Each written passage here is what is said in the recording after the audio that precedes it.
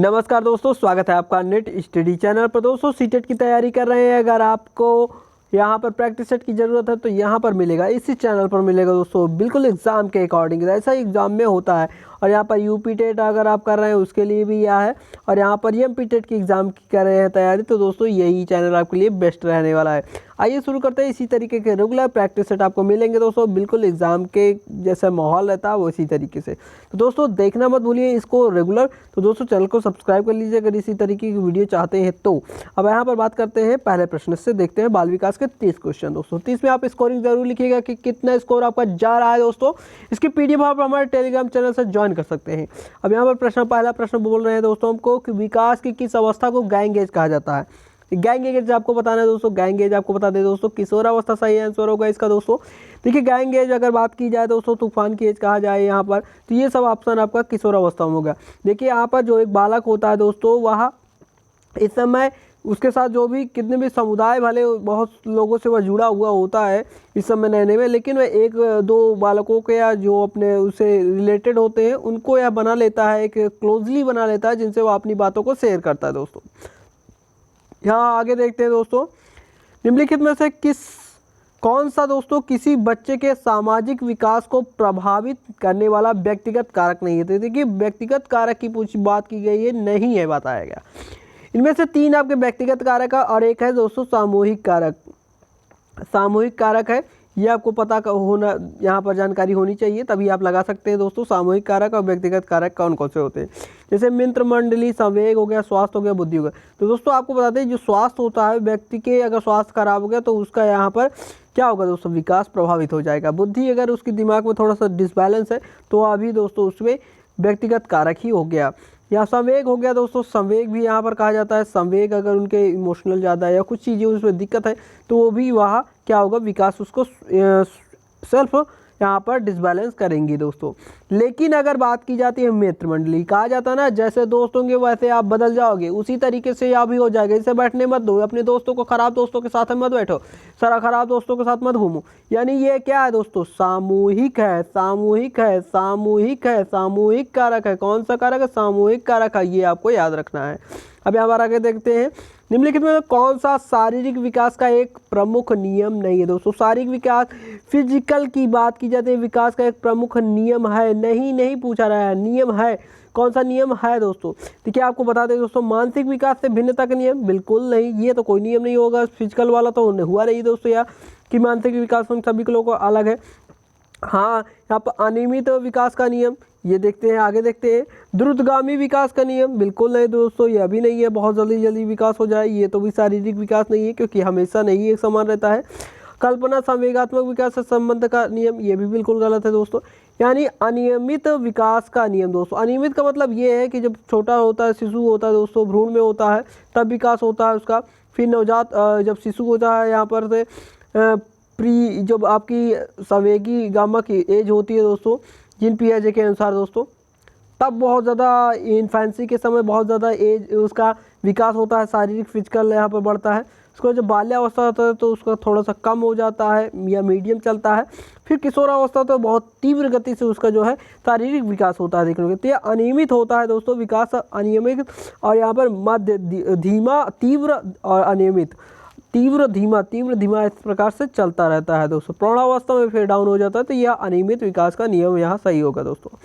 अब यहाँ पर अगला प्रश्न देखते हैं, विद्यार्थियों के अच्छे मानसिक स्वास्थ्य को बनाए रखने के लिए क्या महत्वपूर्ण नहीं है दोस्तों। आपको बता दें दोस्तों, विद्यार्थियों के अच्छे मानसिक स्वास्थ्य को बनाए रखने के लिए क्या महत्वपूर्ण नहीं है, जिसमें हम आपको बता दें दोस्तों, शैक्षिक गतिविधियों का प्रावधान, कि पाठ्यक्रम को दोहराना दोस्तों, अभिव्यक्तियों को स्वतंत्रता देना, और रुचियों में भिन्नता का ध्यान रखना दोस्तों। क्या महत्वपूर्ण नहीं है ये पूछा गया है दोस्तों।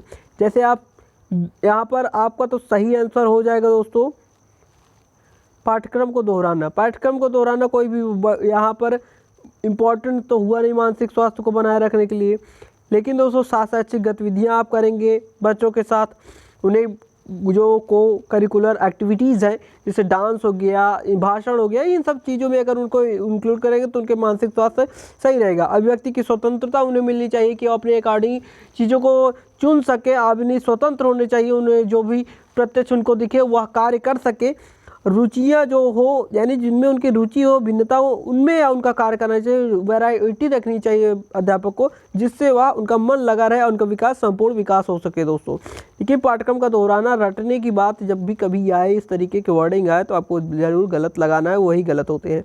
अगला यहाँ पर देखते हैं, वंशानुक्रम वातावरण के संबंध का व्यक्ति की वृद्धि पर प्रभाव निम्न में से किस एक के अनुसार होता है। तो दोस्तों आपको बता दें, जब कभी वंशानुक्रम वातावरण का देखा जाए तो दोस्तों यह एक जटिल सामंजस्य होता है। आपको बता दें, अगर प्रश्न पूछा जाए तो जटिल सामंजस्य होता है, एक प्रकार से इंक्लूड रहते हैं एक दूसरे से। इनको यहाँ पर ये नहीं कहा जा सकता कि 30% वातावरण था और 20% यहाँ पर वंशानुक्रम था, इस तरीके से नहीं कहा जा सकता। कुछ चीज़ें आपका वंशानुक्रम से होती हैं, कुछ चीज़ें वातावरण से यहाँ पर इंक्लूड होती है, दोनों का समावेश होता है और इनटू में होता है दोस्तों, किसमें, मल्टीपल में होता है, यानी डी आंसर इसका राइट हो जाएगा। कितना कितना परसेंटेज है यह क्लियर नहीं है, इसलिए यह जटिल इनकी संरचना होती है, ये हम आपको ध्यान रख सकते हैं आप। यहाँ पर बात करते हैं दोस्तों सामाजिकरण क्या होता है। देखिए सामाजिकरण क्या होता है, मैं आपको बता दूं दोस्तों, सामाजिकरण उसे कहते हैं दोस्तों जो समाज के मानदंडों के साथ अनुकूलन करे, कि समाज के आधुनिकीकरण की प्रक्रिया को अपनाए, कि शिक्षक व पढ़ाए गए के बीच संबंध रखे, या सामाजिक मानदंडों में परिवर्तन करे। तो दोस्तों आपका सामाजिक मानदंडों में परिवर्तन करना सामाजिकरण नहीं होता है, क्योंकि आप समाज में के मानदंडों में परिवर्तन नहीं कर सकते हैं। शिक्षक और पढ़ाए गए के बीच संबंध रखना, ये कोई समाज तो बना नहीं है। शिक्षक और जो विद्यार्थी उनके बीच कोई संबंध, सामाजिकरण तो ये बना नहीं। समाज के आधुनिकीकरण की प्रक्रिया, ये भी कोई बात नहीं हुई।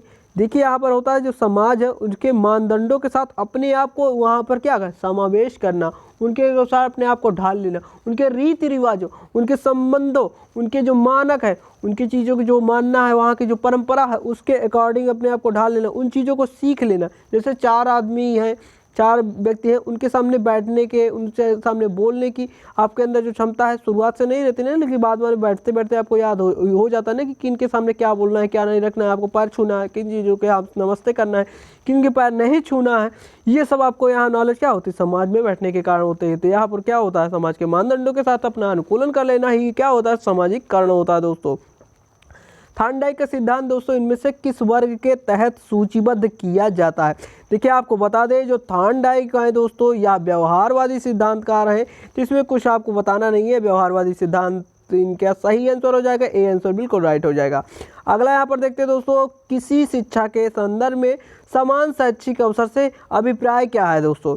देखिए समान शैक्षिक अवसर मतलब आप साफ साफ देख रहे हो दोस्तों, जिसको सभी को समान शिक्षा मिले दोस्तों, समान शिक्षा मिले। लेकिन दोस्तों यहाँ पर आपको कन्फ्यूजन होगा, जैसे यहाँ पर पढ़ रहे हैं हम कि किसी भी जाति, पंथ, रंग, क्षेत्र और धर्म के होते हुए भी समान शिक्षा प्राप्त करें।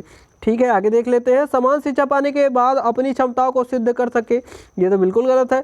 बिना किसी भेदभाव के समान पद्धतियों सामग्रियों से शिक्षा प्राप्त की जाए, ये भी नहीं बात हुई, क्योंकि समान पद्धतियों सामग्री समान होनी चाहिए, ये बात नहीं थी कि एग्जैक्ट यही पॉइंट सही हो, ये बात नहीं है। एक छोटे से पॉइंट को ये सही कर रहा है, लेकिन पूरे होल पॉइंट में इससे भी सूटेबल पॉइंट है ना, इससे भी सूटेबल ऑप्शन है हमारे पास, तो हम उसको देखेंगे। ऐसी शिक्षा पाए जो उनके लिए अनुकूलतम हो और उनके भविष्य के कार्यों में सहायक हो। तो बिल्कुल क्या कहें, शिक्षा ऐसी देनी चाहिए जो आपके भविष्य में कार्य करे, ऐसी नई शिक्षा देनी चाहिए जो आपको रट कर कोई भी शिक्षा आगे भविष्य में नाकाम करे। तो ये ज़्यादा सूटेबल, देखिए सूटेबल और भी है, फर्स्ट भी सूटेबल है दोस्तों, लेकिन ये ज़्यादा बेटर है, ये एग्जैक्ट ज़्यादा बेटर है। तो यहाँ पर आप देख सकते हैं। आगे यहाँ पर देखते हैं दोस्तों, अगला यहाँ पर क्वेश्चन है आपका, बुद्धि के दोस्तों द्विखंड सिद्धांत किसने दिए था। आपको बता दें तो बुद्धि का द्विखंड का सिद्धांत दोस्तों स्पीयरमैन ने दिया है। एक जनरल यहाँ पर होता है, एक जनरल आपका थ्योरी होती है, एक मतलब सामान्य आपका बुद्धि हो गई, एक स्पेसिफिक या विशिष्ट बुद्धि हो गई। 2 प्रकार की इन्होंने बुद्धि दी है, 2 प्रकार से मतलब माइंड होता है, एक जनरल होता है, एक स्पेसिफिक होता है, इनका कहना था दोस्तों। अब यहाँ पर देखते हैं अगला प्रश्न, निम्नलिखित में दोस्तों कौन सा लक्षण बहिर्मुखी व्यक्तित्व का नहीं है। बहिर्मुखी व्यक्तित्व कौन सा नहीं है यहाँ पर पूछा जा रहा है, नहीं यहाँ पर जरूर ध्यान दीजिएगा। देखिए बहिर्मुखी में मिलनसार व्यक्ति होगा तभी बहिर्मुखी को होगा पाएगा। नेतृत्व शक्ति जिसके अंतर्गत तो वही बहिर्मुखी होगा दोस्तों, यानी नेता की बात की जा रही है यहाँ पर। आक्रामक स्वभाव दोस्तों, वो भी यहाँ पर जो गुंडा उंडा बनता क्या बहिर्मुखी ही होता है दोस्तों। दिवा स्वप्न देखने वाला, दिवा स्वप्न देखने वाला ये दोस्तों अंतर्मुखी व्यक्ति होगा। अंतर्मुखी व्यक्ति क्या होता है, वह दिवस अपने स्वप्न देखता रहता है कि मैं आज कैसे कर लूँगा, वैसे कर लूँगा, ऐसे कर, लेकिन कर नहीं पाता है। अगला यहाँ पर देखते हैं दोस्तों, गिलफोर्ड ने अपसारी चिंतन पद का प्रयोग किसके समान अर्थ में किया। देखिए आपको बता दें दोस्तों, गिलफोर्ड ने जो अपसारी चिंतन मतलब क्या होता है, मतलब जैसे एक पेन है दोस्तों, इसका यूज आप किस तरीके से कर सकते हैं। पेन का यूज हम लिखने में कर सकते हैं, पेन को किसी को मारने में, कोचने में, उसमें यूज़ कर सकते हैं। इससे हम दोस्तों यहाँ पर बाल में लगाने के लिए भी महिलाएं देखते हैं यूज़ कर लेती हैं कभी कभी पेन का यूज। पेन के यूज और भी कई तरीक़ों से हो सकता है, मतलब इसमें वैरायटी हो गई, सृजनात्मकता हो गई दोस्तों। अब सारी चिंतन यही होगा, सृजनात्मकता। यहाँ पर कहा गया सृजनात्मकता जो है इसी के लिए समान अर्थों में प्रयोग किया गया था अपसारी चिंतन। अगला यहाँ पर प्रश्न देखते हैं, राज्य स्तर की एक एकल गायन प्रतियोगिता के लिए विद्यार्थियों को तैयार करते समय एक विद्यालय लड़कियों को वरीयता देता है, यह क्या दर्शा रहा है। देखिए जब बात की जाए किसी भी स्टीरियोटाइप की, यानी जो आपका लिंग से संबंधित है दोस्तों, लैंगिक पूर्वाग्रह की बात की जा रही है, केवल लड़कियों को वरीयता दी जा रही है, लड़कों को नहीं दी जा रही, क्योंकि वह गायन और डांसिंग वाली प्रतियोगिता है, इसलिए दोस्तों ऐसा कहा जा रहा है। तो ये आपका लैंगिक पूर्वाग्रह हो गया। वैदिक प्रवृत्तियाँ तो होंगी नहीं, प्रगतिशील चिंतन भी नहीं होगा, क्योंकि साफ साफ तो यहाँ पर लिंग की बात की गई है, जो आपका लिंग से संबंधित है, यानी जो गाना गाती हैं लगभग लड़कियां लगाती हैं, तो इन लड़कियों को वरीयता दी गई है, लड़कों को वरीयता नहीं दी गई है। अगला यहाँ प्रश्न देखते हैं दोस्तों, भिन्न भिन्न पृष्ठभूमियों के बच्चों के मध्य अधिगम को प्रोत्साहित करना संभव है। जब दोस्तों कब संभव है, यहाँ पर पूछा जा रहा है।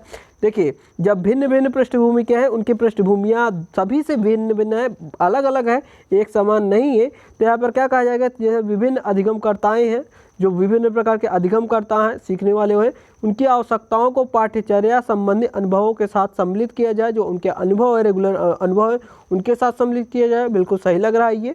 गरीब पृष्ठभूमि वाले अधिगमकर्ताओं से अपेक्षाओं की परिमार्जित किया जाए, बिल्कुल नहीं। जब बात की जाती है स्पेशल कैटेगरीज वालों को, लेकिन यहाँ पर केवल स्पेशल कैटेगरी की तो बात की नहीं गई है, और ना हम स्पेशल कैटेगरी में कभी जाएंगे। उद्देश्य प्राप्ति के लिए सभी विद्यार्थियों से कठिन परिश्रम करो, बिल्कुल नहीं। कठिन परिश्रम, रटवाना, ये सब तो आपका निगेटिव पहले से ही है, इसमें आपको कभी सोचना विचारना ही नहीं है। 2-3 ऑप्शन तो इतने बेकार होते हैं कि आपको उनको टच ही नहीं करना है, बस 1-2 में आपको डाउट होता है, मैं मानता हूँ, उनमें आपको थोड़ा सा ध्यान देना है और वो आपको क्लियर हो जाएगा। अधिगमकर्ताओं को अभिप्रेरित करने हेतु पुरस्कार योजना द्वारा। देखिए कभी पुरस्कार आपको कभी हमेशा पॉजिटिव नहीं है, ये आपको याद रखना है। पुरस्कार आपको पॉजिटिव, लेकिन पुरस्कार के लिए कार्य करना, जैसे आपको कोई काम करवाया जा रहा है तो आप पुरस्कार दे रहे हैं, तो ये एक पुरस्कार होता है सकारात्मक, एक होता है नकारात्मक दोस्तों। पुरस्कार दोनों प्रकार के होते हैं। अब पुरस्कार पर आपको यहाँ पर पॉजिटिव नहीं लेना है दोस्तों, पूरी तरीके से पॉजिटिव नहीं लेना है पुरस्कार को दोस्तों, तो ये आपको याद रखना है। लेकिन यहाँ पर देखिए फर्स्ट ऑप्शन ज़्यादा सूटेबल है। जब आप अनुभव वाली चीज़ों पे अगर आपको जो सिखाना है दोस्तों, वो अनुभव पर आप सीख लें। जैसे कंचे ले लिए, मतलब 10 रुपये का आपने जोड़ घाट सिखाया, 5 + 5 + 5, यहाँ पर 2 5 जोड़े और 10 हो गया। अब इसको अब आप दिखा रहे हैं, जब से आपने किसी भी बिस्किट का पैकेट लिया, जो 5-5 के बिस्किट के पैकेट हैं 2, उनको अगर आप 2 लेंगे तो आपको 10 रुपये देना है बच्चों। इस तरीके से आपने बताया तो उन्हें पता चल गया ना, ये मूर्त चीज़ें भी है, उन्हें पता चल गया 2 बिस्कुट के पैकेट खरीदेंगे, वो खाने के लिए खरीद रहे हैं, उनको सब उसमें ज्ञान मिला, वो अनुभव अपना प्राप्त करें, तब उन्होंने 10 रुपये दिए, यानी 5-5 मिलाकर 10 रुपये होता है, ये वो समझ जाएंगे। और इससे दोस्तों उनके मध्य अधिगम को प्रोत्साहित करने का यहाँ पर मौका मिलेगा। अब अगला प्रश्न देखते हैं, विद्यार्थियों की उपलब्धि का मूल्यांकन करने के लिए शालाओं में उपयोग में आने वाली विधियां कौन सी है दोस्तों, आपको बता दें। देखिए दोस्तों यहाँ पर विस्तृत आपका विश्लेषण किया जा रहा है। अगर यहाँ पर थोड़ा सा आप ये देखिए कि जो आपका सीटेट होता है, एमपी टेट हो गया दोस्तों, यहाँ पर इसमें दोस्तों आपका क्या होगा, रीट हो गया या आपका केवीएस हो गया दोस्तों, यहाँ पर और D-SSS, इसमें दोस्तों आपका समझ ज़्यादा होनी चाहिए। क्वेश्चन आप 50, 100, 200, 500 करने से कोई भी बेनिफिट आपको मिलने वाला नहीं है दोस्तों। अगर आप 10 क्वेश्चन भी रेगुलर कर रहे हैं और आपको समझ में आ रहा है तो बहुत बेहतरीन आएगा। आप थोड़ा धैर्य तो आपको बनाना पड़ेगा कि कोई यूपी टेट नहीं, यूपी टेट में तो फैक्ट ज़्यादा पूछे जाता है, लेकिन यूपी टेट के लिए भी आपको 5 से 10 नंबर ये काम के आएंगे दोस्तों। ये मत समझिएगा कि बिल्कुल नहीं काम किया है, लेकिन काम किया, लेकिन यहाँ पर सीटेट और एमपीटेट के लिए 100% यह सूटेबल है दोस्तों, और D++ भी, और यहाँ पर KVS सबके लिए दोस्तों। और जिन जिन में आपका यहाँ पर आएगा साइकोलॉजी सबके लिए कंपलसरी है, लेकिन अब अभी तो फिलहाल सीटेट का एग्ज़ाम है आपका, एमपीटेट का एग्ज़ाम है, इन्हीं दोनों के लिए हम लोग चला रहे हैं यहाँ पर सीरीज़। कैसा आपको लग रहा है ज़रूर आप कमेंट करके बताइए। इसकी PDF आप हमारे टेलीग्राम चैनल से प्राप्त कर सकते हैं। कोई भी आपको दिक्कत होती है तो 88 53 21 70 82 पर दोस्तों आप हमें व्हाट्सअप कर सकते हैं। कॉल मत करिएगा दोस्तों, केवल व्हाट्सअप करिएगा, जो भी आपकी क्वेरी होगी हम पूरा दूर करने का प्रयास करेंगे। देखिए, विद्यार्थियों की उपलब्धि का मूल्यांकन करने के लिए दोस्तों यहाँ पर शालाओं में उपयोग में आने वाली कौन सी विधियाँ हैं आपको बता दें तो दोस्तों, जो आपकी परिमाणात्मक और गुणात्मक दोनों प्रकार की विधियाँ दोस्तों, जिनसे हम लोग मूल्यांकन क्या किया जाता है, शालाओं में मूल्यांकन किया जाता है। तो दोस्तों इसका सही आंसर हो जाएगा बी। अगला यहाँ पर प्रश्न देखते हैं दोस्तों, निबंधात्मक प्रश्नों के लिए निम्नलिखित में से कौन सा सबसे अच्छा विकल्प होगा। जैसे अगर निबंधात्मक प्रश्न देने हैं तो इनमें से कौन सा ऑप्शन सही है, ये पूछा जा रहा है कि क्या कहेंगे कि न्यूटन के गति के नियम पर एक लेख लिखने की बात की जा रही है। तो न्यूटन की गति के नियम पर अगर जैसा कहा जाएगा कि चर्चा करिए, तो चर्चा करने का विषय तो आप मतलब ओरली भी कर सकते हैं ना, चर्चा आप तो ओरली भी कर सकते हैं, तो ये तो हो नहीं का न्यूटन की गति के तीनों नियमों की व्याख्या की ये व्याख्या आप करेंगे, तो ये निबंधात्मक प्रश्न नहीं हुआ। हाँ, व्याख्यात्मक प्रश्न जरूर हो गया, विश्लेषणात्मक प्रश्न जरूर हो गया, लेकिन ये निबंधात्मक प्रश्न नहीं हुआ।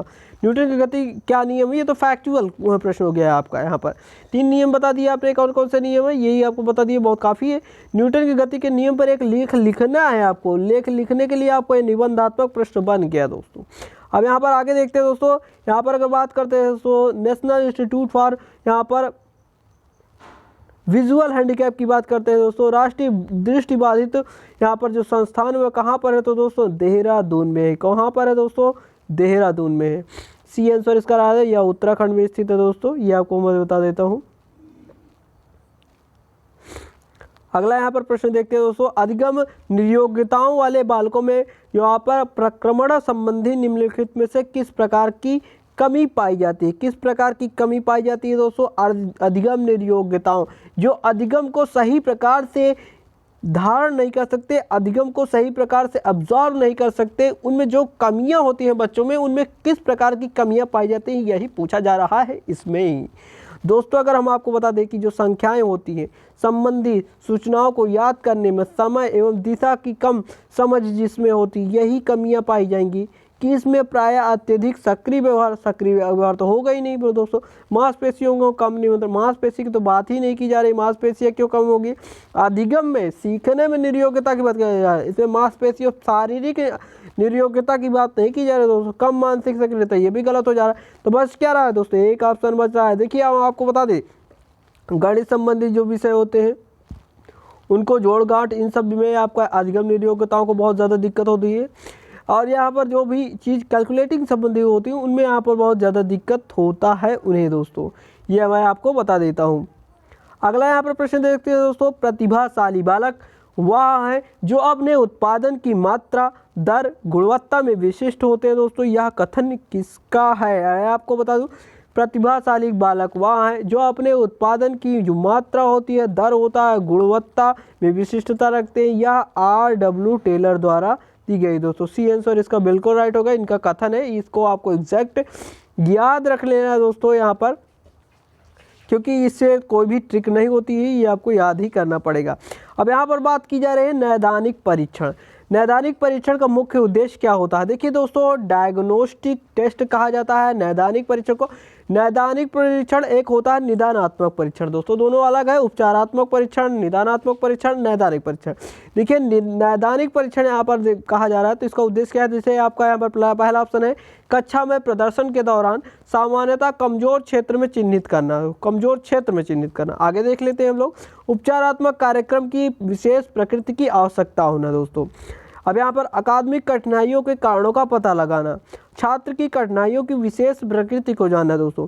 देखिए छात्र की कठिनाइयों को विशेष प्रकृति को जानना ये बिल्कुल नहीं हो सकता, क्योंकि छात्र की कठिनाइयों को विशेष प्रकृति, कौन सी विशेष प्रकृति, उसमें तो क्लियरिटी भी होनी चाहिए ना, कोई भी क्लियरिटी नहीं है इसमें। अब यहाँ पर कक्षा में प्रदर्शन के दौरान सामान्यतः कमजोर क्षेत्र में चिन्हित करना, ये कौन सी बात हुई, कमजोर क्षेत्र में।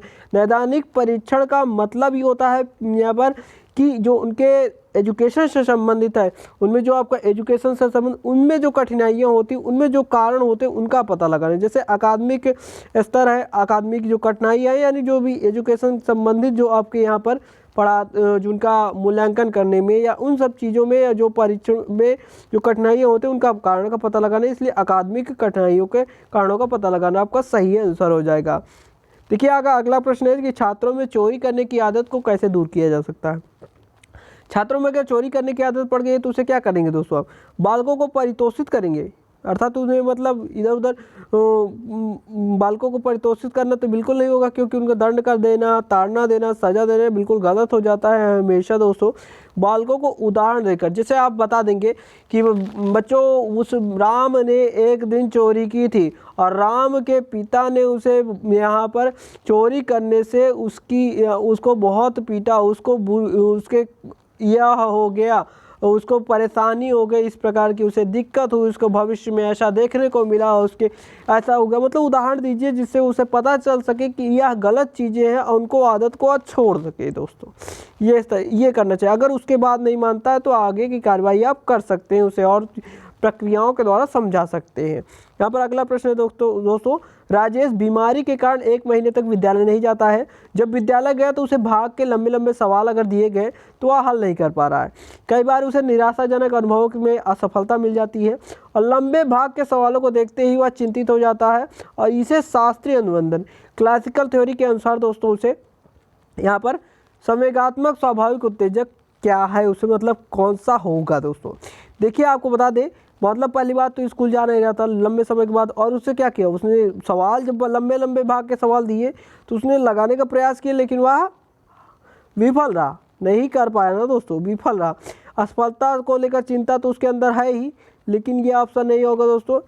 उसे स्वाभाविक, यहाँ पर शास्त्रीय अनुबंधन की बात की जा रही है। लंबे भाग के सवाल तो हैं ही, लेकिन ये कहा नहीं जाएगा। लंबे भाग के सवालों को लेकर चिंता तो है ही उसे, लेकिन उसे क्या मिल रहा है, असफलता मिल रही है उसे, भग्नाशा मिल रही है दोस्तों। हमेशा क्या मिल रहा है, उसे लग गया कि अब मैं नहीं कर पाऊंगा, वह एक अनुभव कर लिया कि अब मैं इस प्रकार के सवालों को नहीं कर पाऊंगा, उसे माइंड में बैठ गया, तो अब वह नहीं कर पाएगा दोस्तों, क्योंकि उसे रूल भी नहीं पता और वह कर भी नहीं पाएगा। तो इसका सही आंसर बी हो जाएगा क्लासिकल अनुबंधन का। तो यही है दोस्तों। यहाँ पर मूल्यांकन प्रक्रिया के 3 महत्वपूर्ण बिंदु हैं दोस्तों। कौन कौन से महत्वपूर्ण बिंदु हैं? मूल्यांकन प्रक्रिया की बात की जाए तो उसके अंतर्गत होता है उद्देश्य होता है दोस्तों, अधिगम अनुभव होता है दोस्तों, अधिगम अनुभव होता है, और मूल्यांकन के उपकरण होते हैं दोस्तों। ये तीनों आपके अंतर्गत आते हैं। तो इनमें कौन सा है दोस्तों आपको ऑप्शन? यहाँ पर ए ही ऑप्शन दिखाई दे रहा है दोस्तों। तो ए आंसर इसका बिल्कुल राइट हो जाएगा। समस्या के अचानक समाधान की वकालत करने वाले सिद्धांत का क्या नाम है? तो दोस्तों आपको बता दें, समस्या के अचानक समाधान की वकालत करने का सिद्धांत कौन सा है? तो दोस्तों आपको बता दें, यह सूझ का सिद्धांत है। कौन सा सिद्धांत है दोस्तों? सूझ का सिद्धांत है। बी आंसर बिल्कुल राइट होगा दोस्तों। सूझ का सिद्धांत, अचानक ही तो उसको मिल जाती है नॉलेज। जैसे एक बंदर रहता है, चिंपैंजी रहता है, सुल्तान नाम का चिंपैंजी रहता है, उसे क्या रहता है, कोलर और कॉफका जो थे, उन्होंने क्या किया दोस्तों, उसे क्या उस बॉक्स में रख दिया और उसे केले टांग दिए। तो छड़ी लिया, छड़ी लेकर दोस्तों एक दूसरे में इधर देखता रहा, जोड़ दिया और वहाँ पर पाक गया, केला खा लिया। तो इससे सूझ क्या हुआ, अचानक ही उसको क्या हुआ, ज्ञान हो गया, अचानक ही उससे नॉलेज हो गई, वकालत उसको मिल गई, एक जानकारी मिल गई, उसने जोड़ तोड़ कर निकाल कर खा लिया। आप कक्षा का अवधान केंद्रित कर सकते हैं किसके द्वारा? मतलब अवधान मतलब होता है ध्यान केंद्रित करना। कैसे कर सकते हैं आप दोस्तों, ये बता दो। तो उद्दीपन प्रतिक्रिया परिवर्तन, ये तो साफ साफ है। श्याम पट्ट पर लिख कर कोई करता है क्या? चित्र बनाकर हो सकता है, लेकिन उससे भी बेस्ट ऑप्शन है आपके लिए उद्दीपन परिवर्तन द्वारा दोस्तों। कुछ सर में बोलकर, बिल्कुल नहीं। इससे सबसे बेस्ट ऑप्शन आपका है उद्दीपन परिवर्तन द्वारा दोस्तों। विभिन्न प्रकार की उद्दीपन प्रक्रियाओं का प्रयोग करके आप अवधान केंद्रित कर सकते हैं। आप अगला प्रश्न देखते हैं, बच्चों की दूरगामी उपलब्धि में वृद्धि करने का सबसे सुनिश्चित तरीका है। देखिए बच्चों की दूरगामी उपलब्धि, जब दूरगामी उपलब्धि की ही बात कर दी गई तो बच्चों को क्या पुरस्कार देकर?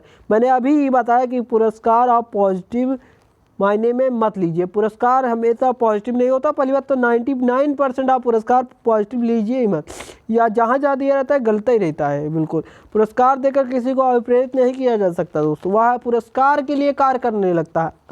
सफलता के लिए नहीं, पुरस्कार के लिए कार्य करना बिल्कुल गलत है। जैसे आप दोस्तों यहाँ पर जैसे यूट्यूब पर वीडियो बनाना सोचे, मुझे पैसे मिल जाए, पैसे के लिए अगर आप काम करेंगे तो चैनल आपका बिल्कुल नहीं चलेगा। आप अपनी क्वालिटी पर ध्यान दीजिए, क्वालिटी पर ध्यान देंगे आपका चैनल चलेगा। तो आपको पैसे जो मिलने होंगे तो वो मिलेंगे दोस्तों, वो अलग बात है। अब यहाँ पर देखते हैं अध्ययन हेतु सुविधाएं उपलब्ध कराना।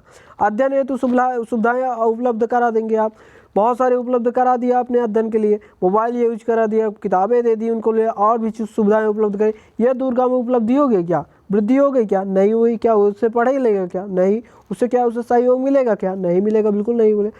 ट्यूशन, उपचारात्मक शिक्षण, ये भी कोई तरीका नहीं हुआ, दूरगामी तो नहीं हुआ दोस्तों। इसीलिए वयस्कों द्वारा संवेगात्मक सहयोग, ये एक बिल्कुल एक एग्जैक्ट है। जैसे आप किसी का सहयोग दे देते हैं, साथ देते हैं उनके साथ बैठने उठने हर चीज़ों के लिए, तो वह उसके लिए डायरेक्ट उसको बेनिफिट होगा और भविष्य के लिए भी बेनिफिट करेगा। उसमें वृद्धि करने का सबसे सुनिश्चित तरीका आपका यही सी आंसर है दोस्तों।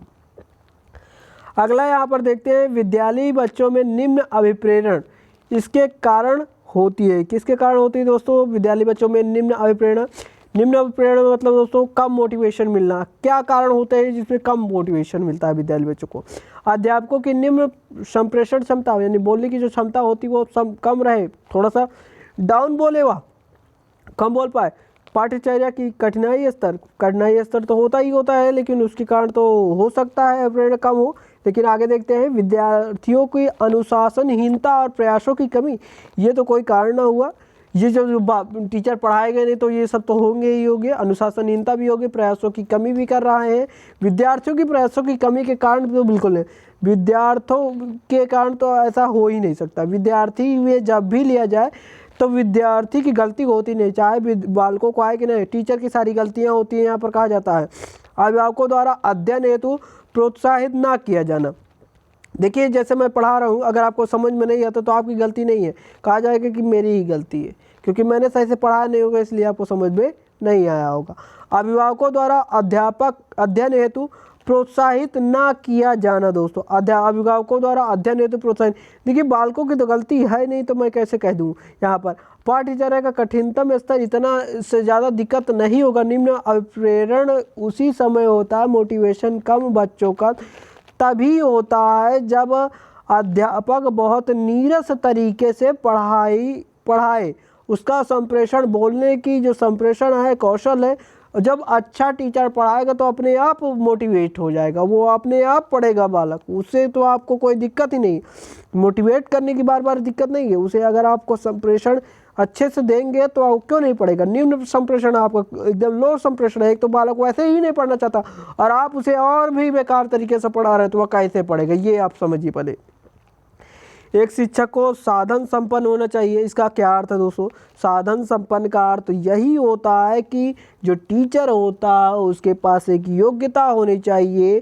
योग्यता का मतलब ये नहीं कि उसके पास ये डिग्री होनी चाहिए, डिग्री नहीं हो या ना हो, लेकिन उस बालक उस जो सब्जेक्ट होता है सब्जेक्ट का ज्ञाता होना चाहिए और पढ़ाने का तरीका अच्छा होना चाहिए। पढ़ाने के लिए उसे जो विभिन्न तरीके हैं उनका ज्ञान होना चाहिए, उनका यूज़ करना भी उसे आना चाहिए दोस्तों। यही कहा जाता है कि उसे अपने विद्यार्थियों की समस्याओं को हल करने के लिए पर्याप्त ज्ञान होना चाहिए। सब्जेक्ट का ज्ञान होगा तो वह ज़रूर विभिन्न तरीकों के माध्यम से, ज्ञान के माध्यम से उनके समस्याओं का हल कर पाएगा। धन संपत्ति बिल्कुल नहीं होनी चाहिए, अधिकारियों से संपर्क बिल्कुल नहीं होने चाहिए, विद्यार्थियों के बीच अच्छी प्रतिष्ठा होनी कोई भी मतलब नहीं है।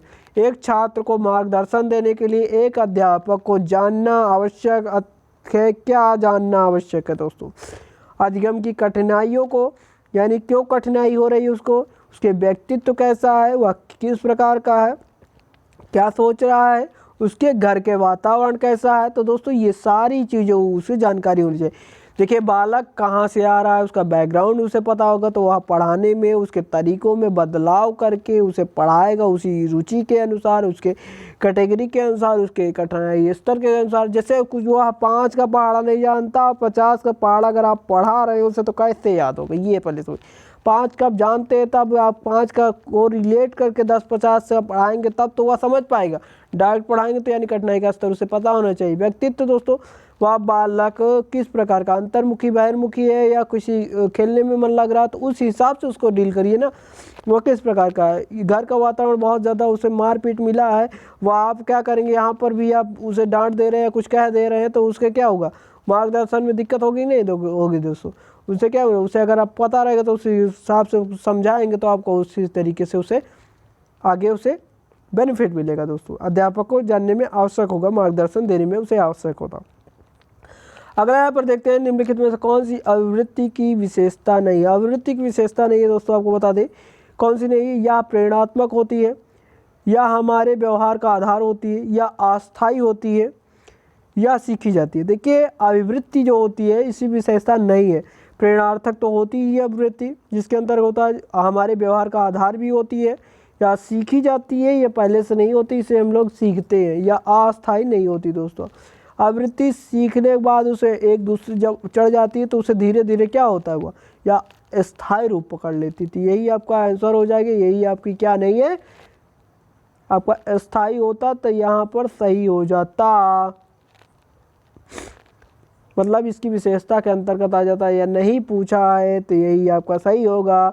स्मृति की प्रक्रिया का सही क्रम क्या है, तो दोस्तों आप ध्यान देना, स्मृति का मतलब होता है सर्वप्रथम आप क्या करिए, अटेंशन, फिर उसके बाद कुंटांकन, उसके बाद क्या होगा, भंडारण, फिर उसके बाद क्या होगा, पुनः रिकॉलिंग यानी प्रत्यास्मरण। दोस्तों इसका सही आंसर हो जाएगा ए। तो दोस्तों आशा करते हैं आपको वीडियो पसंद आया। इसके बाद हिंदी की आपको सेशन लेकर आ रहे हैं हम जल्द। तो दोस्तों चैनल को सब्सक्राइब कर लीजिए, बेल आइकन को प्रेस कर दीजिए। कितना आपका स्कोर रहा 30 में दोस्तों आप ज़रूर कमेंट करें। Thanks for watching.